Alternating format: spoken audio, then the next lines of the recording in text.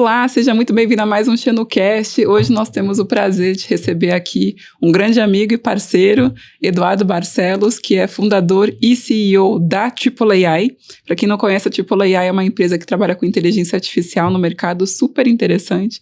Eduardo, muito obrigada por ter aceito esse convite. Conta um pouquinho para a gente quem você é, sua trajetória. Show, muito obrigado, Yara. Eu que agradeço, né? É um prazer estar aqui participando do XenuCast, falando um pouquinho sobre a AAA, trazer um pouquinho da nossa empresa. Bom, nossa empresa é uma empresa de inteligência artificial generativa, então a gente trabalha, né, diferente que o pessoal conhece muito inteligência artificial, né? A gente já trabalha com o lado generativo ali, que está em voga bastante a partir de 2022. Então a gente tem um software, né? Hoje a gente tem uma plataforma com duas grandes funcionalidades, né? Primeira que é de gestão do conhecimento interno, então a gente simplifica bem para as pessoas, como se fosse o chat GPT interno das empresas, né? E ao mesmo tempo a gente também tem uma outra feature, um outro produto dentro dessa mesma plataforma, que é o copiloto de análise de contratos. Então a gente tem basicamente esses dois produtos, mas além disso, né, a gente foi entendendo enquanto produto, né, o nosso trabalho lado a lado das empresas, dos escritórios ali, de poder auxiliar eles em toda essa construção de implementação de inteligência artificial generativa, né? Isso é uma síntesezinha do que a AAA faz. Certamente tem muita coisa aí que essa ferramenta faz. A gente utiliza essa ferramenta no nosso dia a dia dentro do escritório, dentro do Xenu. Pode se beneficiar aí, né, de todas as qualidades que a ferramenta traz e realmente a gente percebe um ganho de tempo aí nas atividades que a gente faz de análise de contratos, análise de documentos, que é muito interessante. Você tem uma formação aí em Direito, né, então veio aí de uma cadeia técnica, uma formação técnica em Direito e caiu aí no mundo de inteligência artificial. Exato. Conta um pouquinho pra gente como é que foi esse movimento, como é que você teve as primeiras interações, o que suscitou essa vontade tua de atuar com isso e qual foi o gatilho, né? Eu sei que você tem alguns sócios também, para entender, poxa, o mundo jurídico, os departamentos jurídicos, as empresas, elas precisam de uma inteligência artificial focada nesse segmento. Não, perfeito. Eu fiz direito, né, assim, eu às vezes me sinto, né, um pouquinho fora da caixa, eu sempre tive muito ligado, desde a faculdade, à inovação dentro do direito, então sempre pensei em formas, né, da gente conseguir otimizar, principalmente, eu acho que a palavra-chave aqui que eu sempre falo é produtividade, então eu sempre tive isso comigo, como que forma a gente consegue levar produtividade para todas as áreas e principalmente para o direito, né, então olhando para IA, para inteligência artificial, principalmente a generativa, né, então a gente observou, né, desde 2022, né, com o advento aí do chat GPT. Então a gente viu na prática como que a gente conseguia ter uma alavancagem de produtividade utilizando essa ferramenta e foi muito simples, né, você juntar os dois pontos, né, você para pensar, o direito é uma atividade ali muito linguística, tem um aspecto cognitivo pesado e ao mesmo tempo tem a parte que é muito repetitiva, né, então é o que a gente olha para a inteligência artificial, que ela é exatamente o que ela faz, né, a gente achou talvez até 2022 que a gente ia ter robôs, alguma coisa desse tipo e a gente acabou indo para um lado contrário. Então a gente viu que a inteligência artificial ela entrou muito mais para essas atividades cognitivas. Então o direito, no fim do dia, eu acho que é o ambiente, um dos mercados ali, uma das áreas que mais vão ser e já estão sendo impactados por inteligência artificial. Então acho que eu juntei essas duas pontas, né? Entendi que, olha, eu acho que tem sinergia isso daqui e foi por isso que a gente fundou a AAA. Muito interessante. Dentro aí dos seus clientes, né, eu sei que você tem escritórios de advocacia, como o próprio Xenu, tem também algumas empresas, principalmente nessa matéria de gestão de conhecimento. Só explicando um pouquinho para quem não conhece a ferramenta, Perfeito. Porque a gente falando aqui, Show. Como a gente está familiarizado, parece muito óbvio, mas para quem nunca teve contato, tem uma funcionalidade na ferramenta que você consegue inserir vários documentos e informações, e aí você conversa com a ferramenta, né, com a inteligência artificial, ele faz as perguntas e ela volta com a informação que estava dentro daquele conjunto de documentos que foi disponibilizado. Então, por isso que a gente fala aqui de gestão de conhecimento. Quando a gente usa esse termo, é isso que a gente quer dizer, transformar o conhecimento acessível para as pessoas de uma forma mais rápida, através de uma ferramenta que seja fácil de interagir. Trazendo essa ferramenta para o dia a dia das empresas, para os escritórios, quais são os principais desafios que vocês têm encontrado para implementar a ferramenta? Eu acho que o principal, né, que eu vou centralizar, eu acho que é a cultura, assim, e aí até fazendo um paralelo, uma analogia, que eu acho que vai ficar até fácil para a própria área, né, para você, que é cyber, né, a gente tem cyber aí hoje, por exemplo, olhando para o nosso celular, que é um computador móvel que a gente tem com muitas funcionalidades. Dentre elas, a gente tem os quesitos de segurança, muitos aplicativos, autenticação de 2 fatores, a gente tem muito isso. mas a gente não tem a cultura, eu falo por mim mesmo, a gente às vezes não tem a cultura de implementar essa segurança, da gente se atentar em relação ao que a gente está utilizando ali. E eu faço esse paralelo para a inteligência artificial também. Então, às vezes a gente tem uma ferramenta muito poderosa, mas às vezes a gente tem que dar alguns passos para trás e entender como utilizar essa ferramenta. Então, hoje, assim, se eu fosse centralizar num principal desafio, eu diria cultura. Então, a gente tem aquela curva de aprendizado, né? Então, a tecnologia vem, às vezes a gente tem uma decepção com a tecnologia, mas você vai implementando pouco a pouco e vai entendendo como estruturar, como gerar valor a partir da tecnologia. Então, se fosse para centralizar no principal ponto, seria a cultura. Dentro de cyber a gente costuma brincar que o ser humano é sempre o elo mais fraco, né? Não adianta você ter um super firewall, você ter várias camadas de segurança e aí vai lá o cara e anota a senha no papelzinho e deixa embaixo do teclado e acaba com tudo aquilo, né? Então, realmente essa questão de cultura, de fator humano, ele é sempre bem complexo. Até compartilhando aí um pouquinho também com o pessoal como foi nessa questão de trazer a ferramenta para dentro do escritório. Acho que primeiro vocês passaram por uma super sabatina aí, que a gente fez de cyber, para saber se a ferramenta era segura, todas as questões de confidencialidade, né, do que a gente inseria ali dentro da ferramenta. Acho que uma das principais questões que traz muita insegurança para quem planeja trazer uma ferramenta de IA para dentro do seu ambiente é a questão da confidencialidade. Então, isso foi muito sabatinado aí com o pessoal da AAA. E depois, todos os treinamentos e criação de cultura, instrução para as pessoas, tal. Exato. Mudar, né, daquela cultura que a gente tem de, vou fazer assim porque eu já estou acostumado, porque eu já faço isso há 10 anos dessa forma.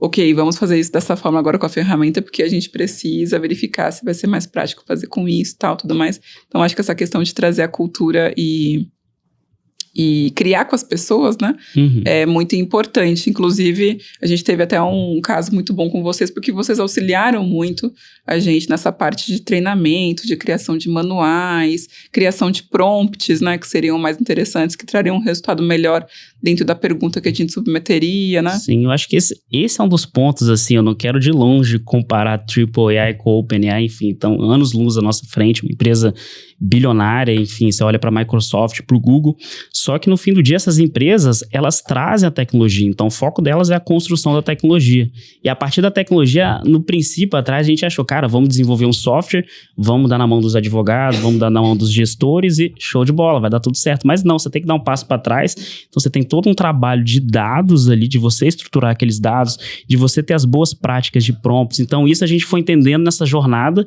que a gente tem que construir isso em conjunto, né, com os colaboradores, para a gente poder gerar aquele objetivo final, né? Eu sempre faço um paralelo aí, brincando, né, que na minha visão, a inteligência artificial é como se fosse uma Ferrari, né, um carro super esportivo, só que antes de tudo, você tem que entender qual que é o combustível, ou seja, quais são os dados que você coloca naquele carro, você tem que entender sobre isso, você tem que entender sobre o percurso, né, quais são os objetivos que você quer ter com a inteligência artificial, com essa ferramenta, e no fim do dia você tem que saber pilotar. Então, assim, trazendo essa analogia, né, então, às vezes a gente tenta simplificar, né, achar que é só a tecnologia em si, por exemplo, hoje, essa semana mesmo, eu tive uma conversa com o escritório, e eles estavam assim, eu fiquei até surpreso com a implementação de inteligência artificial, eles já estavam usando o Copilot Studio, enfim, mas eles me trouxeram várias dores que eu entendi, cara, que legal, vocês estão com uma tecnologia muito boa, mas vocês estão enfrentando dores que são dores padrões que fazem parte do percurso, entendeu?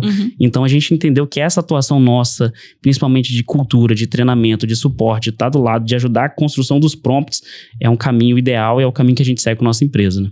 E é uma área, vamos dizer, né, um público muito tradicional. Então, aqui no Xenu, a gente tem uma pegada de inovação muito forte, muito importante. A gente atua muito com isso, pesquisa muito no mercado, várias ferramentas e tudo mais. Mas a gente sabe que, olhando para os advogados, é aquele perfil mais tradicional, terno e gravata, tal. Então, imagino que seja aí também um desafio para vocês. Com certeza, assim, o jurídico, assim, a gente, até falando do Xenu, a gente tem uma facilidade, né, porque até mesmo você tem uma conexão muito grande já com tecnologia, com o cyber, enfim, toda a equipe, mas de forma geral esse é 1%, né, então se você for conversar com a maioria das pessoas, a pessoa só olha pro topo do iceberg ali, que é o ChatGPT. Meu Deus, ChatGPT, inteligência artificial e tal, mas não entende que em volta daquilo dali você tem que ter uma cultura, então tem muita coisa a ser construída, e eu acho que o Xenu, trazendo agora pro Xenu, tá no caminho certo em relação a isso. Que legal. Trazendo aí um pouco para o momento em que essa questão de inteligência artificial se popularizou, né? é razoavelmente recente. Antes a gente falava ali aquela coisa meio Exterminador do Futuro e tal, mas a gente não tinha aquilo mesmo acessível ao público, que nem hoje em dia qualquer pessoa entra no ChatGPT e consegue fazer uma pergunta e montar um roteiro de viagem usando a ferramenta. Então tá muito mais acessível.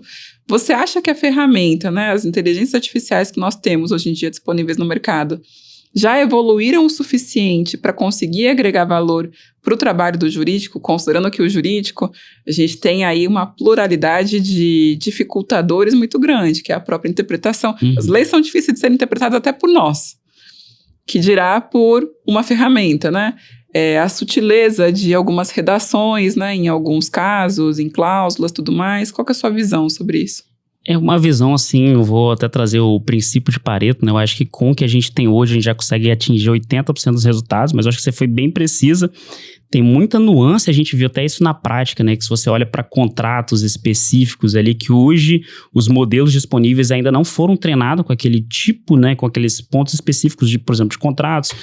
Mas, de forma geral, hoje, para as atividades, principalmente as atividades criativas, as atividades repetitivas, a gente já tem os modelos, né? E vou trazer o GPT-4, o GPT-4o, agora que saiu, Turbo, Gemini, Llama 3, enfim, todos esses modelos mais recentes, eles são muito capacitados, mas aí volta sempre naquele ponto que você tem que dar o comando correto para ele, né? Você tem que saber perguntar, você tem que saber extrair o máximo daquele modelo. Então, não é por vezes você tem que fazer uma sequência de prompts, você tem que montar os prompts. A gente faz esse trabalho também junto com o Xenu de montar os prompts para você poder extrair o máximo dessa tecnologia. Existem algumas particularidades aí, falando de fine-tuning, enfim, de prompt engineering, que é isso que eu falei, mas de forma geral ainda tem alguns pontos, assim, que os modelos precisam evoluir, mas eu, assim, tô até ansioso, né? O GPT-5 vem esse ano, talvez acredito que a gente vai conseguir ter mais casos de uso ainda, mas ainda tem as particularidades, as especificidades, que ainda é o olho humano que vai ser necessário ali por trás, né? Sempre.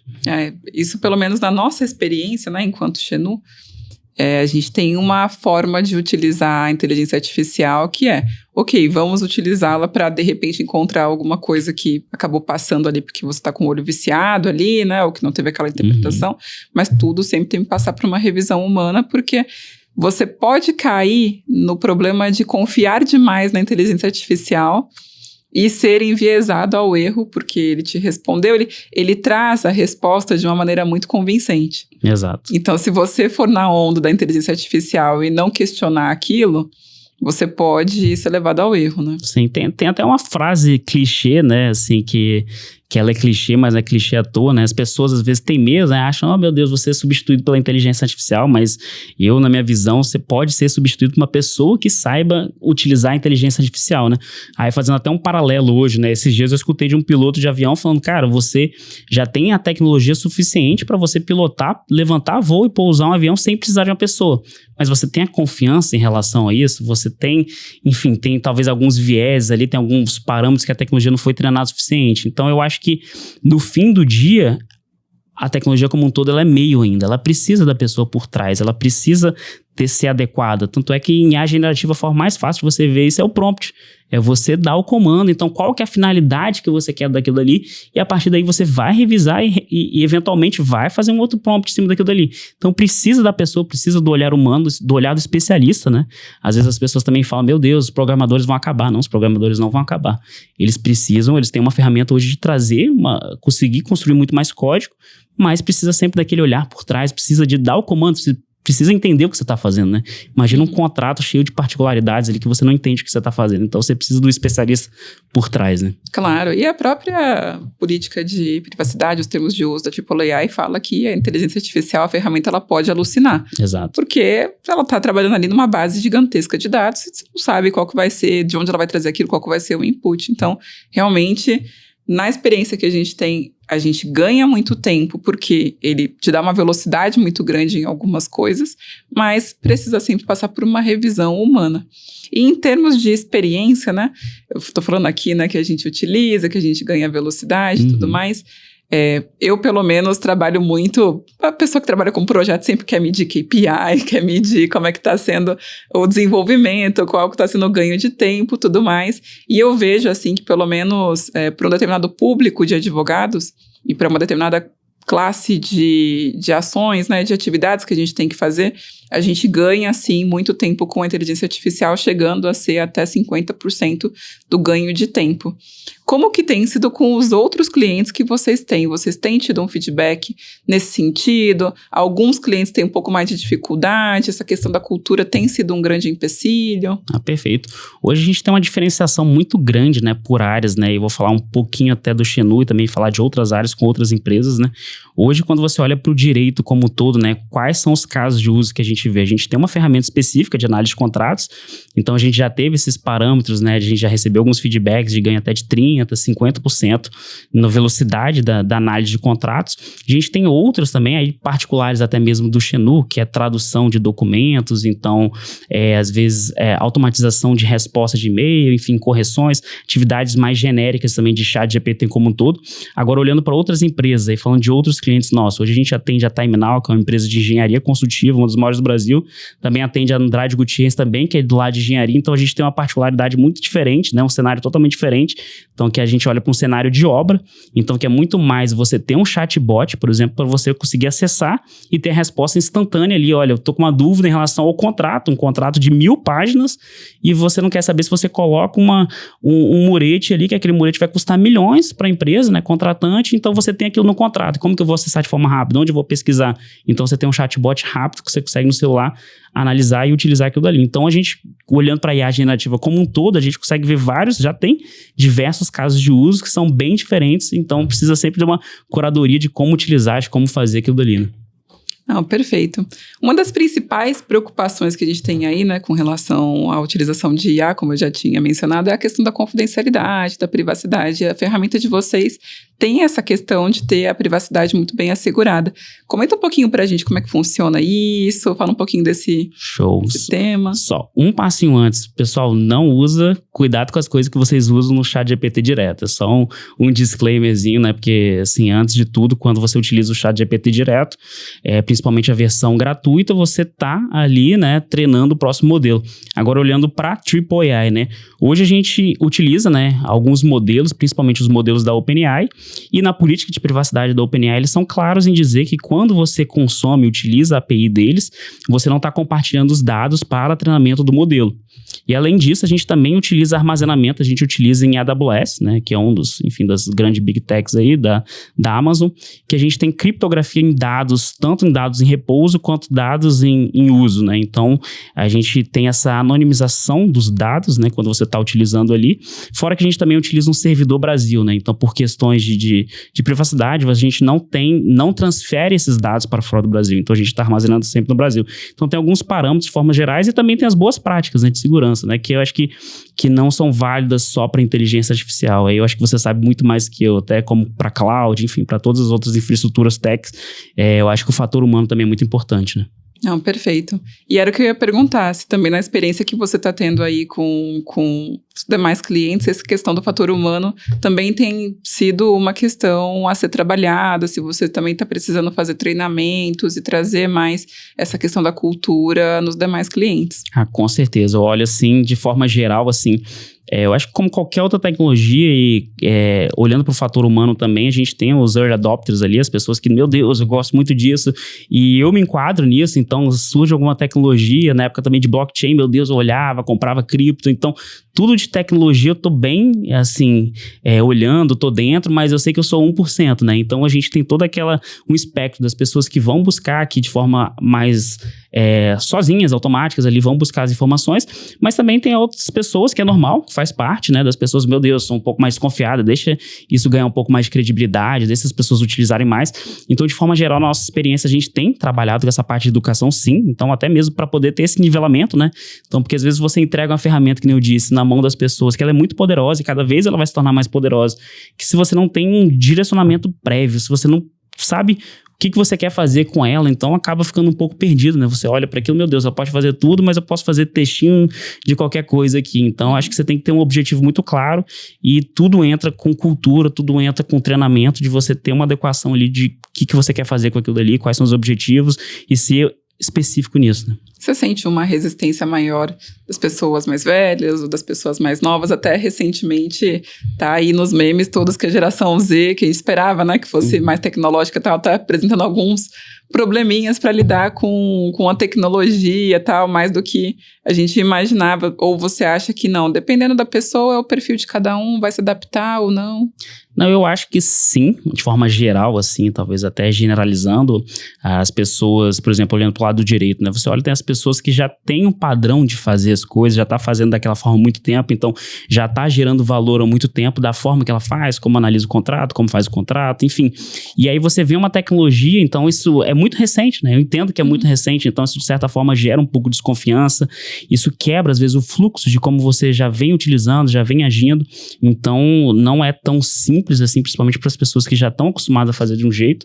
Eu acho que tudo leva um tempo, leva uma certa maturidade, você compreender aquilo dali, e entra, eu acho, talvez naquele fator, às vezes as pessoas podem ter um receio, meu Deus, eu estou utilizando alguma coisa que no futuro pode me substituir. Eu sempre falo, cara, fica tranquilo, senão vai te substituir. Então, eu acho que realmente tem esse fator de entendimento, de talvez um bloqueio, e também tem um fator um pouco geracional, né? Você olha para as pessoas geralmente mais antigas, elas têm um receio maior de utilização da tecnologia, porque elas sempre podem olhar o lado mais negativo da tecnologia, porque a tecnologia ela é agnóstica, né? No fim do dia, é o caso de uso que você dá ali, enfim, como você implementa, né? Então, é natural que isso aconteça, que as gerações mais novas já estejam um pouco mais familiarizadas, né? Não, perfeito. Eu vendo assim, né, quando a gente traz o projeto, que a gente apresentou isso dentro do escritório, quando a gente começou essa conversa de trazer o tipo AI, quando a gente começou a implementar, às vezes as pessoas se assustavam um pouco, porque a gente falava, não, vai fazer isso, e aí você coloca isso e vai sair isso, e você fica, nossa, será que isso vai substituir, né, o ser humano e tal? Então, às vezes, realmente, quando a gente apresenta as utilizações que são possíveis com a IA, traz um pouco esse receio mesmo. Mas a gente sabe que no final do dia realmente precisa ali de um ser humano para pelo menos verificar se aquilo que está saindo é eficiente, né? Em termos de futuro, o que você vê assim para o futuro da inteligência artificial no direito especificamente e no geral? Eu estava lendo recentemente uma reportagem que saiu falando que nos próximos 5 anos, acho que 70% do conteúdo que vai trafegar na internet vai ser feito por inteligência artificial, né? Que hoje em dia a gente já consome muitas coisas que são feitas por inteligência artificial, posts e imagens, tudo mais. Como que você vê esse futuro aí nosso? Eu acho que o futuro, ele é muito promissor para a inteligência artificial no direito. Já saiu também um report, né? Acho que, se não me engano, foi da Goldman Sachs, falando que o direito, né, é a segunda área que mais vai ser impactada por inteligência artificial generativa, né, só perde para atividade de back-office. Então, de forma geral, assim, eu sou otimista, né, até empreendedor tem que ser otimista, então, de forma como um todo, mas eu acredito que sim, que a gente vai ter evolução principalmente dos casos de uso dentro do direito como um todo, e aí eu falo hoje, a gente olha muito para análise de contratos, mas a gente consegue depois pensar em outras formas de utilizar a inteligência artificial, mas eu sou otimista, eu acredito que vamos evoluir muito, é difícil você dizer, né, mas aí se você olha para o passado, você olha para a história da internet, história do iPhone, enfim, tudo é um ciclo, né? Então, se você projeta 5, 10 anos, é quase impossível de prever. Mas o que eu entendo é que a gente vai estar com essa tecnologia muito mais inserida no nosso ambiente de trabalho. Seja até mesmo no servidor local, na sua própria máquina, no seu celular, enfim, essa é a visão que eu tenho, que a gente vai ter dispositivos com inteligência artificial, que de forma geral, no direito e em outras áreas vão auxiliar a nossa vida. Você acha que a gente pode ser confrontado com algumas questões éticas? Eu sei que isso é difícil de opinar, e assim, também não vou nem entrar aqui em todas as questões jurídicas que se fala sobre o uso de inteligência artificial, que isso daria um outro podcast, mas quando a gente pensa, de repente, né, numa decisão judicial ser feita por uma IA, por exemplo, alguma coisa assim, você acha que isso pode suscitar discussões dessa natureza? Eu acho que já suscita, né? E eu acho que faz parte, né? Tem que suscitar. No fim do dia, você tem uma ferramenta muito forte, muito potente, que pode gerar diversas consequências das quais a gente não consegue nem imaginar. Então, eu vou muito na linha aqui do check and balance, né? Do peso e contrapeso. Então, faz parte você questionar, faz parte você trazer os pontos éticos, né? Daquela utilização da ferramenta. Então, eu acredito sim que, de forma geral, o debate como um todo, você olhar para a inteligência artificial e para outras tecnologias e confrontar aquilo dali, serve até mesmo para um embasamento para o legislador criar leis, né, que não impeçam a utilização de inteligência artificial, mas também que delimitem até onde você consegue utilizar e até onde você não vai confrontar, né, os direitos das outras pessoas. Então, acho que de forma geral já tem esse debate e ele é saudável e ele tem que aumentar mais até mesmo a velocidade, né? Porque a tecnologia vai avançando de uma forma muito rápida, então a gente, às vezes, no debate jurídico fica até um pouco para trás. Então, eu realmente acredito que a gente tenha que debater mais ainda para poder entender até onde a gente consegue utilizar a inteligência artificial de forma que ela não seja danosa a gente, e sim sempre olhando para o aspecto de ser produtivo, né? É que a dificuldade de você normatizar isso é que a tecnologia evolui muito rápido. E as leis não são tão rápidas de serem feitas. Exato. Então, assim, você tem que fazer leis que se adaptem, né, a tudo isso. E aquilo não tem como parar, né? Acho que não tem como barrar. Tem alguns países que já fizeram movimentos no sentido de impedir o ChatGPT e tudo mais. Mas acho que é um caminho meio que sem volta. A gente vai ter que aprender a lidar com isso da melhor forma possível, né? Exato. Eu acho que no fim do dia é muito aparar as arestas e não criar um bloqueio total, porque não tem como parar, mas a gente entender, cara, como a gente consegue utilizar da melhor forma e como a gente consegue extrair o máximo disso. E para isso, o legislador, na minha visão, é muito importante. Então, você olha outros paralelos, outras tecnologias, seja de digital, seja de todas as leis que a gente já teve nesse sentido, seja relacionada a blockchain, tudo que você consegue delimitar muito bem, a partir principalmente de princípios, né? Você consegue ter o avanço, a evolução daquela tecnologia sem barrar, sem, enfim, quebrar algo que poderia ser muito bom para a sociedade como um todo, né? Com certeza. A utilização que nós temos feito também no Xenu tem sido muito nesse sentido, no sentido de que, bom, não podemos impedir a inteligência artificial, a evolução tecnológica, temos que acompanhá-la. Somos um escritório inovador que busca sempre estar, né, dentro dessa evolução tecnológica, acompanhando da melhor forma possível. Mas ela não vai substituir um ser humano, mas ela é uma ferramenta. Então, da mesma forma que a gente deixou de usar a máquina, né, de datilografia lá no passado, quando não tinha computador, e passou a usar um computador e depois passou a usar um notebook, depois passou a usar outras e outras e outras ferramentas, inteligência artificial é outra ferramenta que vem para nos auxiliar. E, honestamente, utilizando ela no dia a dia, ela é muito útil. Da mesma forma que foi muito útil você ter um celular e não ter que ir até um orelhão para ligar para uma pessoa, você ganhou tempo, talvez você tenha prejudicado a empresa do orelhão, mas assim, Exato. Você ganhou tempo e ganhou agilidade nisso.